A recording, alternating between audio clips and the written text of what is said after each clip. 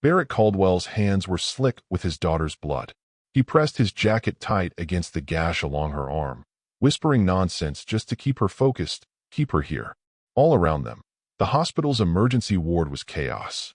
Smoke clawed at the ceiling tiles, nurses barked orders over the roar of flames, and somewhere deeper inside the building a child wailed until the sound broke into silence. Outside the shattered windows, the world looked wrong. Streets he had driven down his whole life were cracked open like paper, lit by fires that stretched to the horizon. In the sky above, black shapes hung motionless, like predators that had already bitten but weren't finished chewing. "Dad," Anna's voice quivered. She was 12, too young to know the kind of fear that belonged in her eyes now. "Is it? Are they gone?" Barrett forced himself to nod. The lie was sour in his throat, but he couldn't let her see what he saw through the smoke-stained glass. The black ships were not gone. They weren't even moving. They just hovered, confident, patient, as if daring Earth to stand back up. The building groaned under another distant strike. Dust rained from the ceiling, and a group of civilians bolted past, clutching bags that looked far too light to be enough. One man shoved a nurse out of the way. Another stumbled, coughing, and nobody stopped. Barrett's arms ached. He kept the jacket pressed firm until a medic skidded to his side, face streaked with ash. The man swore at the sight of Anna's wound, but his hands worked steady, wrapping her in gauze with the speed of someone who had already done this too many times today. "Get her upstairs," the medic said. His eyes flicked toward Barrett. "If upstairs is still there." Before Barrett could respond, the main entrance doors burst open. Soldiers in scorched armor swept in, weapons raised, not at the wounded but at the sky outside. At their front was a woman who carried herself like the chaos bent around her rather than the other way around. She was tall, her uniform smeared with blood and dust, her expression set like stone. "Colonel Foster," one of the medics muttered, relief mixing with dread. Claudia Foster scanned the room in seconds. Her gaze caught Barrett, lingered for the briefest moment on the child in his arms, then moved on.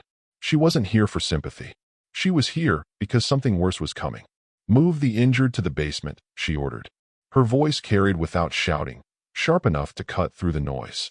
"You've got 10 minutes before this place is unlivable." No one asked how she knew. No one had time. Barrett stood, lifting Anna carefully against his chest. "What happens in 10 minutes?" he asked, not because he wanted the answer, but because the truth was already coiled in Claudia's tone. Her eyes, gray with exhaustion and grit, flicked to him. "The fleet doesn't leave survivors," she said. The ward fell into a scramble, people dragging stretchers, crutches clattering against tile, the smell of blood and burning plastic mixing into something metallic that stuck in the throat. Barrett pushed forward with the crowd, his daughter's heartbeat fluttering against his chest, but his gaze kept sliding back to Claudia Foster. She moved like someone who had seen this before, like the black ships were not just invaders, but an old shadow returned. And in that instant, Barrett understood something that made his stomach drop. The battle for survival hadn't even begun yet. The hospital basement stank of mold, diesel, and too many bodies packed into a space that had never been meant for this many people. Emergency lights flickered, painting everything in a sickly orange that made the wounded look half dead already. Barrett sat against the wall, Anna curled into his side, her bandaged arm trembling as she fought sleep. The ceiling shook with every distant detonation. Dust sifted down. Somewhere above them, the city burned. Claudia Foster stood near the stairwell, helmet tucked under her arm, speaking in clipped bursts into a battered comm unit. The soldiers clustered around her, whispering too quietly for Barrett to hear, but he didn't need the words. He read it in their faces, the same look of disbelief and stubborn grit he had seen in construction workers on a collapsing site. They knew the structure wasn't going to hold, but they would still brace the beams anyway. Anna shifted against his chest. "Dad, are we staying here?" He didn't answer right away. He looked at Claudia. She was steel in human form, unflinching even when the comm hissed with static and then fell silent. She lowered it slowly, jaw clenched, then turned back to her soldiers. "They've cut our channel. No more command net." A silence pressed down heavier than the dust. The soldiers looked to her for something, anything. Barrett realized he was looking too. Claudia's eyes scanned the room, pausing on the children, the elderly huddled against concrete walls, the nurses who had run out of supplies 2 hours ago. Her voice, when it came, was steady but stripped of comfort. This sector is gone. Command's not sending reinforcements because there aren't any left to send. Murmurs rippled. A man cursed under his breath. A woman started crying, not loud, just a soft, broken sound. Barrett wanted to believe she was wrong. He wanted to believe someone, somewhere, was still holding the line. But the way her shoulders carried the weight told him the truth. Claudia didn't pause. We don't stay here. We move. Anyone who can walk helps carry those who can't. We head north, past the river. There's a military depot there, or was. If it's intact, it's our lifeline. A nurse raised her hand like a schoolteacher, trying to be polite. Colonel, what about the ships? They're everywhere. We'll never make it. Claudia's jaw flexed. If we sit here, they'll glass the building inside the hour. I'd rather die moving than burn waiting. Barrett almost laughed at the grim logic. It was the kind of sentence that stripped choice down to nothing. You walk because staying still is worse. He shifted Anna's weight in his arms and stood. His legs felt like lead, but he forced them to move. I'll help, he said, louder than he intended. His voice cracked in the silence. Claudia's gaze flicked to him. For a moment, something softened in her expression, but it was gone as quickly as it came. She gave the faintest nod. The group moved out in a column. Soldiers at the front, wounded in the middle, Barrett stumbling near the back with Anna clinging to him. The streets outside were unrecognizable, jagged with rubble and filled with a haze that stung the throat. Every sound carried too far, the crunch of boots echoing like a beacon for the black shapes drifting overhead. They passed a bus flipped on its side, windows shattered, the driver's skeleton hand still clamped to the wheel. Barrett kept Anna's face pressed against his shoulder, whispering nonsense again, anything to keep her from looking. Then, out of the smoke, came the first drone. It dropped from the sky on legs too thin for its bulk, eyes burning with a cold blue light. It made no sound until it opened fire, and then the street exploded with metal shrieks. Claudia barked orders, soldiers scattering, gunfire rattling like fireworks in a canyon. Barrett dove behind a slab of concrete, holding Anna so tight she whimpered. He peeked out, heart pounding so hard it made his vision blur. The drone was fast, darting between cover, shrugging off bullets like gnats. One soldier went down screaming, his chest a ruin. Another tried to drag him, only to be cut in half by the next burst.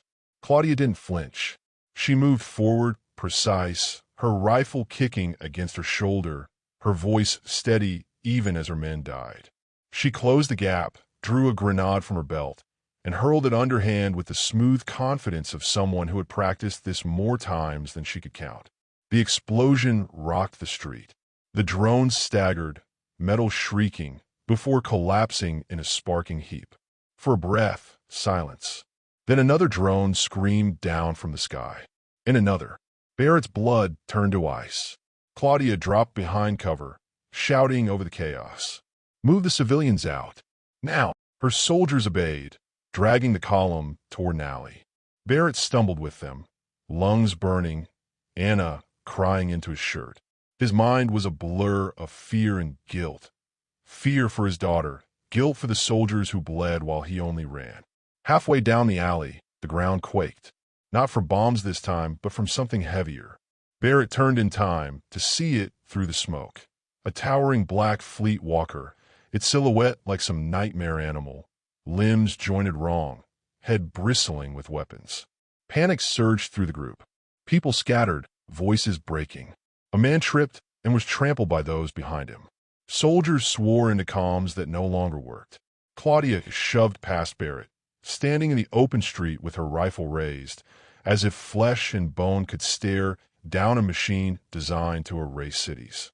Keep moving, she yelled, her voice sharp enough to cut the fear. Don't stop. Barrett froze. Every instinct told him to run, but something anchored him, some refusal to leave her standing there alone against the nightmare. His daughter's weight in his arms reminded him of why he couldn't fail and why Claudia couldn't either. The walker's weapons hummed to life, And Barrett Caldwell realized in that instant that humanity's fight had barely begun.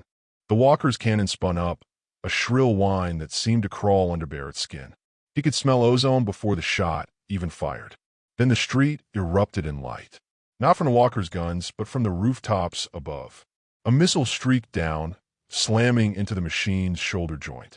The explosion tore through steel, flinging shrapnel that hissed across the pavement. The walker staggered, shrieked with a sound no machine should ever make, then collapsed in a spray of sparks. Barrett blinked, stunned, as figures scrambled down from the ruined buildings. Not soldiers, not government forces, civilians in scavenged gear, carrying weapons that didn't belong on Earth. A woman with grease streaked across her face jogged forward, a plasma rifle slung across her back like it was nothing special. "Colonel Foster," she called, her voice hoarse. "We figured you'd end up running this way. Depot's still standing. Follow us before more of those bastards land." Claudia didn't waste time asking questions. She waved her hand in a sharp gesture. "Move." The convoy staggered forward again, following their unexpected rescuers through back alleys and into a rail tunnel half-choked with rubble. Barrett's arms were numb from carrying Anna, his legs trembling with every step, but he forced himself on. The only thing that mattered was not falling behind. When they finally reached the depot, he almost didn't recognize it. What had once been a concrete bunker was now part scrapyard, part armory. Vehicles lay gutted for parts, ammo boxes stacked like barricades, and in the center, lit by a dozen lanterns, was the wreck of something alien. Its hull gleamed obsidian black, its edges too smooth and precise to be human. Barrett froze at the sight. The ship wasn't much bigger than a bus, but it radiated menace, even in ruin. Half its frame was torn open, cables spilling out like veins, panels scorched and bent. The grease-streaked woman dropped her pack and grinned at Claudia. "Shot it down 2 nights ago. Half my crew died dragging it here, so it better be worth something." Claudia's eyes narrowed. She circled the wreck like a wolf testing a cage. "You've been picking through it?" "Trying," the woman said. "Most of it's fried, but there's something intact inside. Something I don't think they wanted us to touch." Barrett set Anna down gently against a crate. She leaned her head on his shoulder, too exhausted to speak. His gaze stayed locked on the alien craft. Something about the exposed metal made his stomach twist. Not fear exactly, but recognition, like staring at math he didn't understand yet, but knew could be solved. Claudia noticed. "Caldwell, you're staring like you know what it is." He swallowed, realizing everyone was looking at him now. Soldiers, scavengers, even the medic who had wrapped Anna's arm. He hadn't wanted this role, but his voice came anyway, unsteady but certain. "It isn't a weapon in the way we think of one. Look at the coil structure there." He pointed to the broken ribs of alloy, the overlapping rings hidden in the wreckage. "That's not propulsion. That's field manipulation. Gravity, maybe magnetics on a scale we can't touch." The grease-streaked woman frowned. "So what, it floats?" Barrett shook his head slowly. "No. If I'm right, it bends the space around it. If it's intact enough, it could tear a hole in anything it locks onto." The words hung in the air. The implications were clear. Claudia stepped closer, her boots crunching on shattered glass. She studied Barrett with that same gray-eyed intensity that had cut through fire and fear earlier. "Can you get it working?" Barrett wanted to say no. He wanted to say he was just an engineer, not a miracle worker, not someone who could pull humanity out of the grave it was being shoved into. But when he looked at Anna, pale and fragile against the crate, and when he heard the steady thrum of alien engines still prowling the skies above, the word caught in his throat. "I don't know," he admitted, "but if we can, it changes everything." Claudia's lips pressed into a thin line, not quite a smile, not quite grim. "Then we make it work. Because right now, Caldwell, this is the only card we've got left." The room was quiet except for the crackle of a lantern. Everyone understood the same thing at once. This weapon wasn't meant for human hands, and if they tried to use it, the cost could be catastrophic. Barrett reached out, his fingertips brushing the alien alloy. It was colder than ice, humming faintly like a live wire. He pulled back, heart hammering. For the first time since the invasion began, he felt something other than despair. It wasn't hope exactly. It was something sharper, dangerous. And as Claudia gave the order to start stripping the wreck apart, Barrett realized the Black Fleet had made their first mistake. They'd left a piece of their nightmare behind. Now, humanity would learn how to turn it back on them. The depot became less of a refuge and more of a forge. Weeks blurred into each other, lit by the blue glow of welding torches, the constant rumble of scavenged generators, and the hushed voices of people who no longer prayed but planned. Barrett Caldwell barely slept. He lived inside the alien wreck, crawling through cables, sketching diagrams on the concrete floor, his hands blackened with grease and burns. He wasn't working alone. Scavengers, mechanics, even kids with enough steady hands to hold a light pitched in. But he was the center of it. He hated that role, hated the way people stared at him like he was about to deliver a miracle, but he couldn't stop. Every time he closed his eyes, he saw the black ships blotting out the sun, saw Anna's face pale under bandages, saw Claudia's gray stare daring him to fail. Claudia Foster didn't sleep either, but for different reasons. She drilled civilians into soldiers, ran patrols into the ruins to capture supplies, and lost people every time. She spoke less now, her orders stripped down to raw efficiency. She and Barrett clashed constantly. He accused her of sacrificing people too easily. She accused him of hiding in wires instead of facing reality. But neither of them stopped. One night, when the depot shook from distant strikes, Barrett was bent over the alien core, his hands trembling too much to hold the tool steady. Claudia stepped into the workshop, helmet under her arm, sweat streaking her face. She watched him work in silence for a long moment before speaking. "You're burning out." He didn't look up.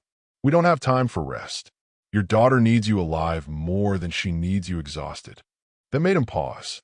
He set the tool down slowly, exhaling through clenched teeth. "You don't get it. If this doesn't work, she doesn't get either." Claudia leaned against the doorway, her posture heavy. For the first time, her voice wasn't sharp. "I get it. Believe me, I get it." Barrett glanced at her, surprised at the softness, but she didn't explain further. She just picked up the tool he had dropped and held out to him. "Then make it work." The breakthrough came 3 nights later. The weapon pulsed for the first time, a ripple of invisible force that made every lantern flicker and every metal beam groan. People cheered, even cried, and Barrett nearly collapsed from relief. Claudia just put a hand on his shoulder and said, "Now we find out if it kills the right thing." Their first test came sooner than expected. A Black Fleet patrol swept into the city, drones skimming low. Claudia led a strike team into the open streets, drawing the machines closer, while Barrett and a crew manned the jury-rigged weapon from the depot. His hands shook as he powered it up, coils humming, the air itself bending. When he triggered it, the world seemed to fold inward. A drone in mid-flight suddenly crumpled, crushed as if the sky had clenched a fist around it.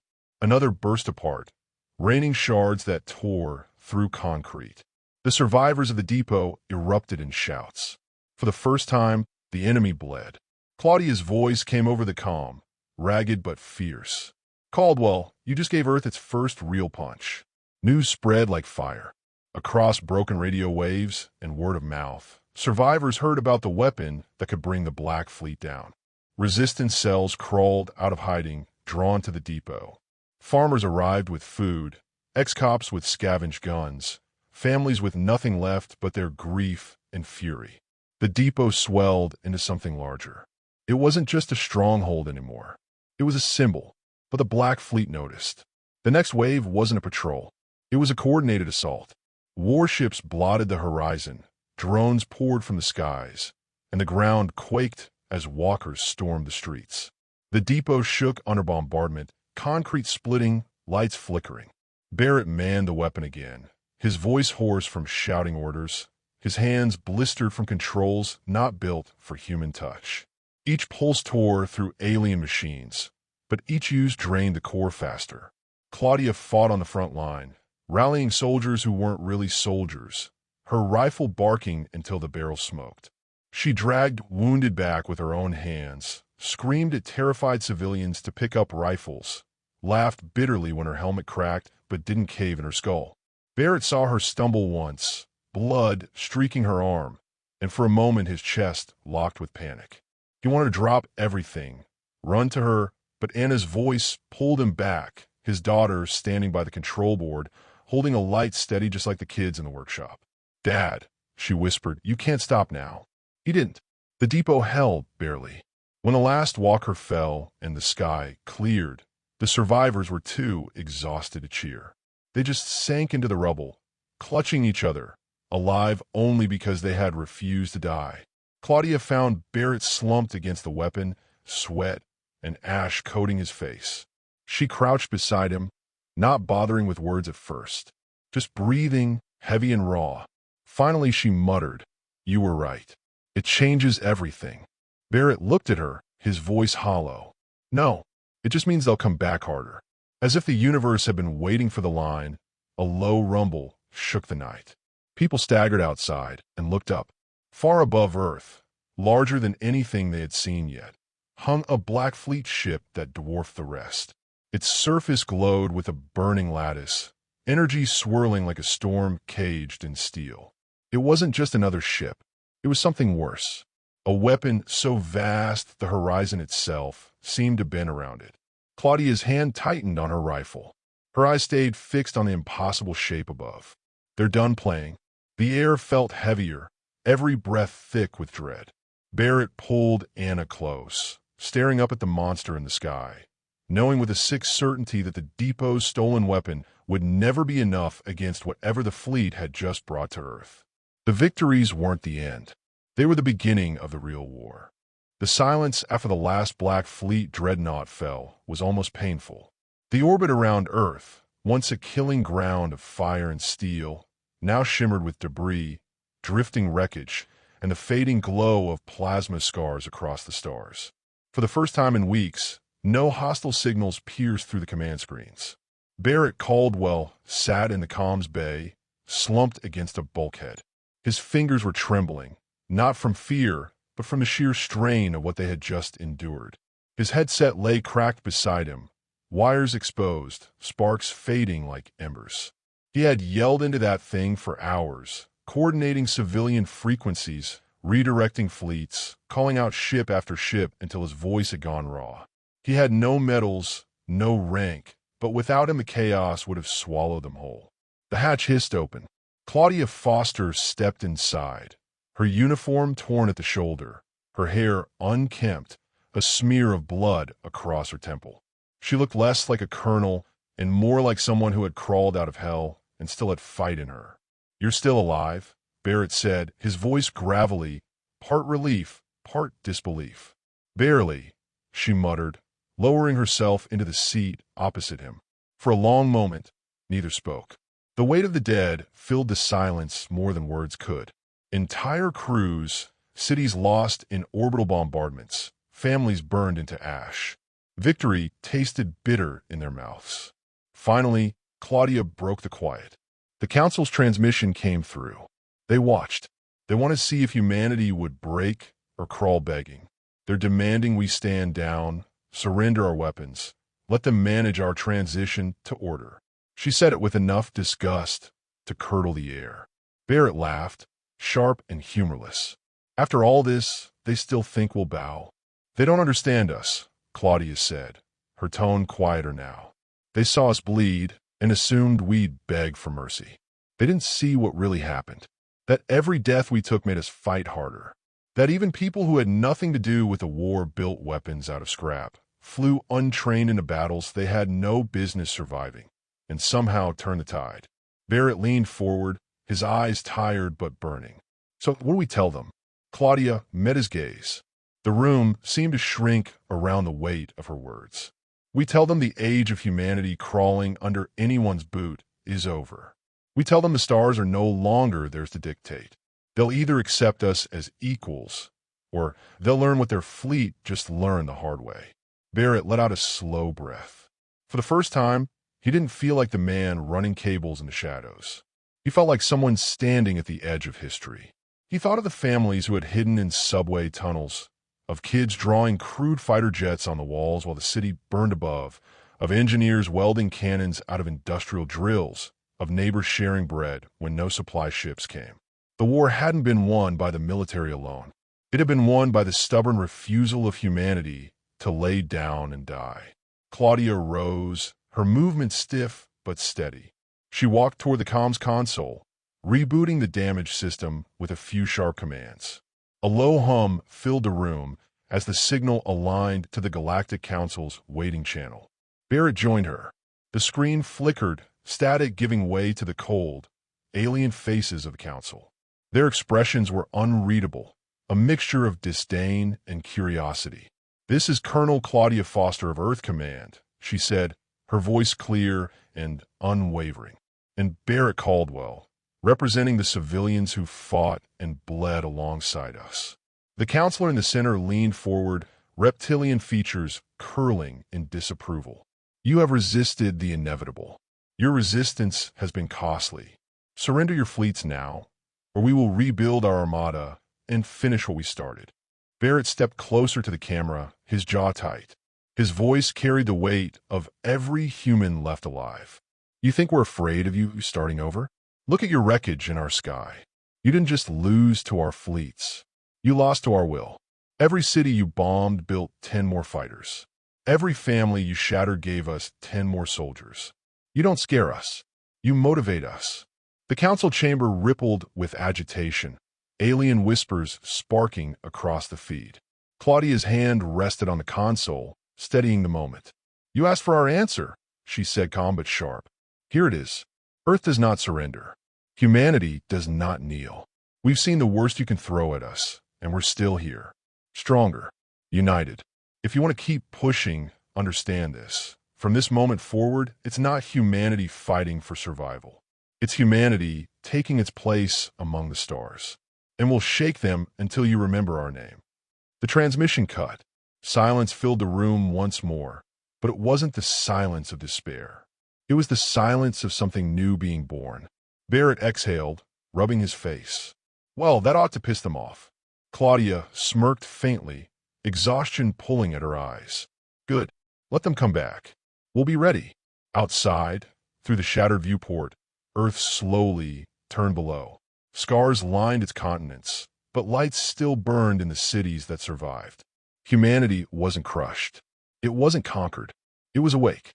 For the first time, Barrett Caldwell felt a strange, undeniable truth settle into his chest. The war hadn't just saved Earth.